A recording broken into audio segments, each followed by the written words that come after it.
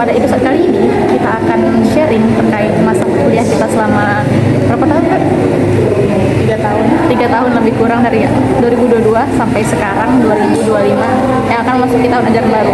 Nah, saya bersama rekan dari kecil, dari zaman sekolah hingga sekarang, yaitu Anissa Nur Fadilah, mahasiswa kampus yang ada di Pekanbaru. Oke, pada pertama nih Kak, kita kan 2022 ya Kak. Jadi guys, kami tuh udah sambil makan boleh nggak sih? Kami udah pesan sebelah guys. Jadi kami tuh kenal dari kelas 1 SD nggak sih kita selokal? Kelas 1 SD kami selokal sampai kami menginjak bangku perkuliahan dengan ekspektasi yang sangat tinggi dan mengalaminya sambil ya Allah. Jadi boleh nih sharing antara kami berdua untuk berbagi pengalaman dengan teman-teman semua yang akan menginjak bangku perkuliahan. Kenalkanlah dulu diri Beb. Halo semuanya, namaku tuh Nisa Nur Fadilah, jurusanku tuh PGMI. Apa tuh PGMI? Kepanjangannya sih Pendidikan Guru Madrasah Ibtidaiyah, hampir sama ya kayak sekolah dasar. Cuman tingkatnya agamaan guys. Sekolah IT gitu biasanya. Ya, betul. Terus di UIN ya, di UIN Suska. Kata angkatannya sih 2022 ya yang disebut sama kakak Nurul kita. Jadi kami itu seangkatan. Saya Nurul Fadilah, angkatan 2022, Pendidikan Bahasa dan Sastra Indonesia, Universitas Riau. Nah, kami sama-sama ngambil keguruan yang tidak pernah tiba-tiba jadi guru. Entah terlintas dari mana ya guys ya, tiba-tiba ngambil. Nah, alasanmu kenapa awalnya milih Suska Beb? Sedangkan berbagai kampus banyak nih di Pekanbaru, bahkan di luar Pekanbaru. Karena sih tuntutan keluarga juga ya, harus wajib negeri, nggak dapat di Universitas Riau ya harus bisa ngejar yang di UIN. Taunya lolos. Kalau aku kemarin pengennya tuh keluar daerah gitu kan, cuman tuntutan keluarga juga nggak diperbolehkan, jadi harus mengusahakan yang di Pekanbaru kan. Dari berbagai tes kayak dari zaman kita SNMPTN ya, masih SNMPTN sampai TBK SBM, nah itu Sampai ke mandiri ya mandiri kan, mandiri kita tes. Aku sama dia dari SMA tuh gini-gini nilai, kami tuh gini-gini nilainya, naik turun antara kami berdua. Ini kayak saling support. Kebetulan kami juga satu circle guys. Nah, sampai kami berjuang sama-sama untuk tes ke perguruan tinggi negeri, mengusahakan negeri. Harapan kami tuh bisa satu daerah. Ternyata alhamdulillah dikasih kesempatan satu daerah, sama Pekanbaru. Alasan awalnya tuh memilih Unri karena aku belum lulus, tapi ya mungkin agak kurang sesuai jurusan yang kami minati. Kalau untuk sendiri nih gimana dengan jurusan yang didapatkan sekarang? ya, karena pilihan pertama ya. Dari jurusan yang awal, dari yang SNMPTN sampai Yang dari SNMPTN sih awalnya juga ngambil keguruan, cuman keguruannya lebih ke tingkat SMA atau SMP gitu ya. Nggak ada sih terlintas keguruan tingkat SD gitu. Taunya rezekinya memang Allah ngasih jalannya itu ke tingkat SD. mungkin Allah tahu Demi itu sabar guys. Demi sangat sabar dia selama berteman dengan saya. Terus kalau aku sih awalnya tuh pengennya kayak jurusan, aku dulu suka ngitung, gak tahu kenapa aku sejak SMP suka ngitung. Pengennya tuh statistik atau pendidikan matematika. Terus nggak lulus, aku 2 kali jalur SN sama SBM nggak lulus aku, sampai aku ngambil juga tuh di UNP sama Unri, jadi nggak lulus. Terus ketika mamaku bilang, ketika aku udah pasrah mau nyoba mandiri karena ada terlalu banyak uang pendaftar yang aku pakai kan, jadi aku memilih mengikuti saran mamaku untuk cobalah mandiri gitu. Aku coba mandiri SNMPTN Barat. Terus gitu mamaku mintanya aku ngajar, ini memang maksa jadi guru. Jadi memang tuntutan orang tua. Mungkin kebetulan juga ya dua orang tua ini mantap ya. Ya lebih manjur guys, itu memang harus diwajibkan. Jadi kayak kita nurut orang tua mau apa malah diluluskan gitu loh. Kalau di hati kita pengennya keluar daerah gitu biar jalan-jalan. Mungkin memang niatnya salah ya kak. Ya niatnya tuh salah ya. Padahal harusnya belajar malah pengen jalan-jalan. Tapi kan sambil menyelam minum air. Betul betul. Terus Mencari kesempatan dalam kesempitan. terus kebetulan kan diluluskannya alhamdulillah di prodi PBSI Unri. Nah, kalau kamu sendiri sebelum dapat info bakal tes ini gimana? Nah, info dari mana?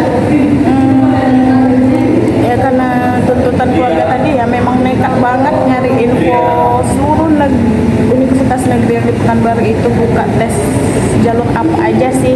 Nah jadi nggak harus kita milih-milih nih mau tes inilah mau tes ini, nggak, kita harus Lebih milih, ke legowo ya. harus yang ada. tetap ngikutin apa sih yang keluar tesnya itu diikutin sampai kita betul-betul lolos di perguruan tinggi negerinya. Nyangka gak kalau akhirnya bakal di UIN? Nggak nyangka sih. Awalnya pengennya yang umum ya, Yang lebih yang di bawah apalah. Kalau UIN kan lebih keagamaan lebih kuat ya. Nggak umum, cuman memang jalurnya tuh pengen ke umum dulu. Taunya rezekinya mungkin memang disuruh ke jalan yang benar kayaknya. Kayak mana nih tanggapanmu tentang ini Beb? Kayak Apa tuh? kehidupan mahasiswa kuliah yang tenteng-tenteng tote bag, hidup santai, kupu-kupu, kuliah pulang gimana? Gak apa-apa sih, itu salah satu contoh self reward. Tapi cuman nggak Self reward berbentuk istirahat ya guys. Karena gimana ya, mereka juga mungkin untuk mengikut pura-pura kuliah rapat tuh nggak tipe mereka mungkin ya. kadang kayak tipe ikut organisasi ini nggak semua orang minat gitu kan. Kadang mungkin mereka pikirnya kayak apa sih capek-capekin badan. Iya tuh, betul tuh. Tapi menurutmu yang kayak dengan bergaya tenteng-tenteng tote bag, tidian pergi ke kampus sesuai nggak dengan realita? Kalau untuk semester ini sih nggak sesuai ya. Kadang-kadang kami kalau udah ada info nih, apalagi kami ini udah proses penyusunan ya Beb, susun Masuk skrip, akhir. iya nyusun kan ya, lagi nyusun. Itu nggak ada yang nama katanya OOTD-an, nggak ada. Apa yang tergantung itu yang dipakai. Kos teman. Iya kan kayak ada yang mikir kayak udahlah sekali kotor. Heeh. Tambah lagi kalau misalnya dosen yang ngedesak, saya memang lagi di ruangan, Atau kadang-kadang ada dosen yang kayak masuk hari ini sekarang belum bangun udah buru-buru. buru-buru, kadang mandi nggak mandi pun digas juga. Itu kalau udah tahap-tahap mau ke akhir. Karena kita yang butuh ilmu, kita yang menuntut ilmu, jadi kita harus mengikuti arahan dosen Kemauannya. terus kan kayak kalau aku nih tipe aku suka berorganisasi. Dari semester 1 aku udah kayak magang organisasi Maprodi, udah pas di semester 3 nya baru join di Maprodi jadi anggota. Awalnya anggota, habis itu di atas divisi. Itu memang kayak jejak antara tugas dengan organisasi. Kalau mau ada organisasi nggak Beb? Kalau aku sih ada Mbak. Itu sih organisasi yang bukan memang dari dalam prodi ya, memang jadinya yang Nggak kampus ya? ya lingkup kampus doang.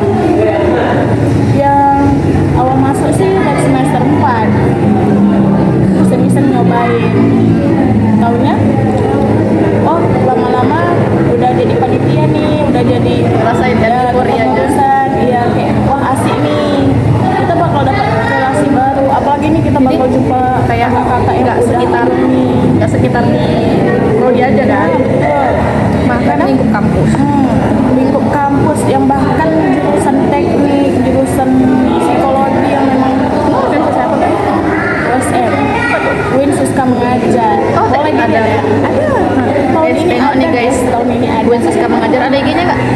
Ada. Tengok Boleh lihat, IG-nya. boleh lihat. Yang bakal calon mahasiswa UIN nih, kan lagi penerimaan mahasiswa baru nih.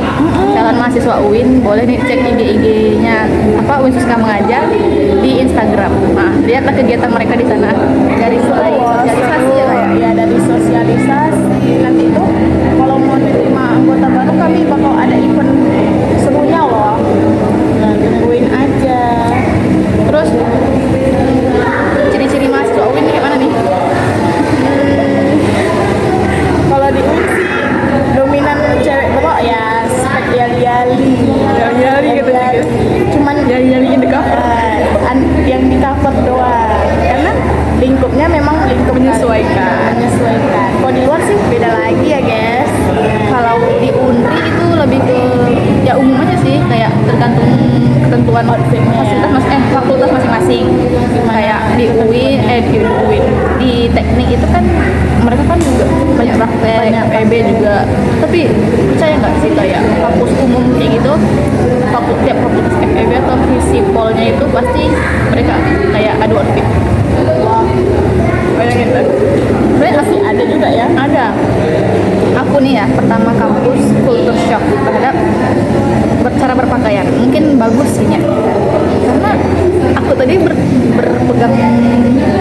berpedoman pada outfit kampus yang kayak kampus nih boleh pakai celana, boleh kotidian kayak gitu kan, yang kayak di FTV itu. Nah jadi pas aku udah mau masuk kampus, aku udah mengoleksi berbagai celana kulot, bayangin. Ternyata maksudnya di FKIP calon guru, calon contoh bagi siswa, contoh teladan tidak mungkin memakai celana guys. Jadi selama perkuliahan tuh kami menggunakan rok. Itu tuh terus jadi kayak aku udah beli celana banyak ternyata nggak dibolehin pakai celana. Oh mungkin boleh pakai celana kalau ada kegiatan di luar jam kuliah gitu. Tapi kalau untuk cara berpakaian lebih ke alhamdulillah sopan. Jadi dengan itu kami juga belajar cara berpakaian yang sopan, cara bertutur kata yang lembut gitu. Karena ya memang ketentuan etika jadi calon guru ya Guru kan, guys. kode etik. Gambaran. Jadi kalau dilihat dari orang yang ngelihat kita, wah dia ini calon guru, wah gambarannya udah oke nih, etikanya udah oke nih. Jadi kita harus menyesuaikan. Karena kan orang dulu bilang kayak kita tuh bekerja kalau dilihat dari seragam apa kan berwibawa gitu kan. Tadi cara berpikir orang-orang dulu kayak gitu. Terus nih sistem perkuliahannya gimana kak? Kalau sistem perkuliahan di UIN itu sih, kalau jam masuk macam-macam ya. Fakultas itu pasti ada ketentuan masing-masing. Ya itu tergantung slot kelasnya. Oh ada berapa nih maksimal? Maksimal kelas setiap kampus, setiap fakultas sih 4 kelas, 5 kelas gitu. Jadi mungkin karena ada lebih, mungkin ada angkatan yang tahun-tahun yang akan datangnya lebih, mungkin itu ini bukan ulang ya, kayak misalnya tetap diadakan jam kuliahnya, cuman ya memang waktunya dipercepat. Misalnya yang masuknya jam 7 ya harus dimajuin lagi gitu, yang biasa jam 6 jam 10 ya gitu. Kalau dari jumlah mahasiswanya per kelas berapa tuh? Kalau Dari angkatan? per angkatan sih beda-beda, cuman yang kalau angkatan dari kami, tahun kami kemarin per kelas sih 30-an. Berapa kelas? 4 kelas. Banyak. 30-an. 30-an. Kami cuma 3 kelas. Cuman Berarti satu angkatan 140 kan lebih. ya 120-an lah, karena ada banyak yang mundur ya. Iya. Tidak sesuai ekspektasi ya. Nggak sesuai ekspektasi mungkin ya, karena capek mungkin dia kuliah jadi mundur. Ada yang mundurnya karena alasan nikah, alasan ekonomi, itu sih tergantung mereka ya. Kalau masalah ekonominya memang nggak bisa dipungkiri ya, Beb. Iya, kita nggak bisa memaksakan ya. Kalau memang orang keluarganya masih sanggup memperjuangkan, ya kita harus berjuangkan juga. Kita yang mengalah. Betul. Cara Kalau di UNRI, kalau sesuai jadwal kampusnya itu jam 8 Beb. Jam 8 pagi. jam 8 pagi ya. Start jam 8 pagi. Tapi itu hingga jam 8 pagi sampai jam 16.40 tuh jadwal perkuliahan pada umumnya kalau sesuai standar kampus ya. Tapi kalau per mata kuliahnya itu kadang 4 SKS, 4 SKS atau paling makin kesini itu 2 SKS, 1 SKS. Jadi kayak kan karena maba dulu kan banyak matkul nih, banyak SKS yang dikejar gitu. Jadi masih banyak SKS per mata kuliahnya.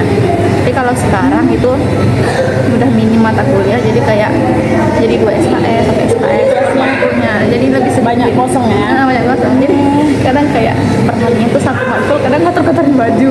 Mikir gak sih kayak gitu? Betul. Jadi harus dipakai 2 kali. Cuman selang-seling. Apalagi kalau per masuknya itu cuma 1 jam. Kayak gitu. Terus kalau dari cara belajarnya, alhamdulillahnya masih cocok-cocok aja ya guys ya. Kalau dari Win sendiri gimana? Cara belajarnya sih tergantung dosen ya. Iya betul. Kayak mana dia buat ngasih tugasnya di mana. Terus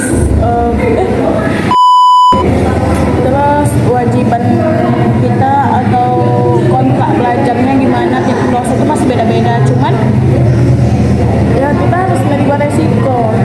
Setiap mata kuliah itu pasti ada tugas ya. Bobot tugasnya itu pasti beda-beda. Ya kita harus terima dengan legowo lah ya. Apapun jenis tugasnya kita terima. Ya walaupun kita dalam hati juga kayak apa sih banyak kali tugas. Ya kan betul nggak Pak? Betul kan kayak Saking banyaknya tugas nih deadline-nya besok dalam waktu dekat. Kadang bingung gimana duluan yang mau dikerjakan. ujung-ujungnya sistem SKS ya Pak. Sistem kebut semalam tuh paling worth it. Coba aja. Karena biasanya nggak baik guys, kayak numpuk tugas tuh nggak baik. Cuman sistem kebut semalam tuh lebih worth it karena otaknya jalan di hari itu. Karena kayak udah kepepet nih kan, langsung lancar gitu pikirnya. Apalagi kalau ngerjainnya malam-malam. Tapi itu sangat merusak jam tidur ya guys ya. Jangan membiasakan mahasiswa. Tapi kebiasaan sampai nyusun skripsi. Terus dari ini guys, biaya hidup mahasiswa. Wah, Biaya itu hidup sangat realitanya ngelihat orang bisa hemat kok bisa hemat. Enggak. Awal-awal sih iya semester 1, 2 itu masih dikatakan hemat ya Mbak. Masih bisa kita nahan-nahan untuk enggak boros. Cuma kalau makin naik tingkat semester kita tuh bakal ngerasa kita tuh harus self reward tiap saat. Karena semakin ngerasa tertantang dengan tertuntut dengan tugas-tugas yang ada. Katanya mahasiswa tuh bisa hemat, memang bisa.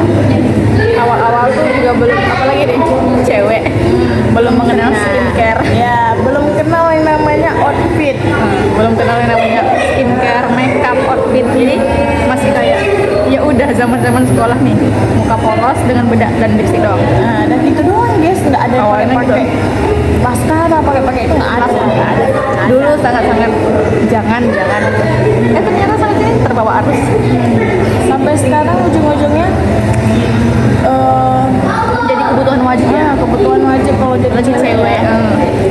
Dan selain itu juga pasti membutuhkan dana untuk dana tak terduga seperti itu tugas. apalagi tiba-tiba nih tugas kita ngeprintnya perangkap. Nah itu udah hal yang nggak terduga banget. Dia harus dipersiapkan. Selain itu, tapi kalau dari ini Beb, tips hematnya gimana? Kalau tips hemat sih tergantung orang ya. Iya. Cuman kalau menurut aku ya Beb, kalau memang lagi mood masak untuk makan sendiri ya, mau usahain harus masak gitu. Jadi uang lebihnya bisa tuh kita beli untuk skincare kita, kebutuhan wajib kita misalnya. Entah itu skincare, entah itu makeup, entah untuk badan kita, baju atau apa gitu. Itu sih tergantung kitanya bagaimana mengatur keuangan. Betul nggak Beb? Betul. Jadi jangan terlalu biaya hidup orang-orang yang tidak sesuai dengan biaya hidup kita. Itu tips mahasiswa ya. Tips mahasiswa biar hemat. Satu lagi, jangan ikutin gaya kalau memang nggak sanggup. Kita senang-senang di luar, belum tentu orang tua kita gimana di belakang kita. Belum tentu orang tua makan. mengusahakan yang terbaik untuk anaknya biar bisa bertahan hidup di rantau orang. Janganlah kita nggak tahu diri, gitu guys. Jadi wajib kalian tuh hargai pemberian orang tua itu dengan cara kita menghemat. Jadilah mahasiswa yang berakal cerdas dan berpikiran positif, kritis terhadap kehidupan. Betul tuh. Karena ekonomi tidak harus selalu di atas. pasti ada Jadi kita harus mengerti kondisi guys. Jadi guys, itu cerita mahasiswa kampus UIN dan Undri dari kami berdua. Mungkin dari kalian punya cerita juga gimana tahapan-tahapan selama menduduki masa perkuliahan. Saya Nur Fadila dan rekan saya Anissa dan Fadila. Bye bye, sampai jumpa pada video selanjutnya.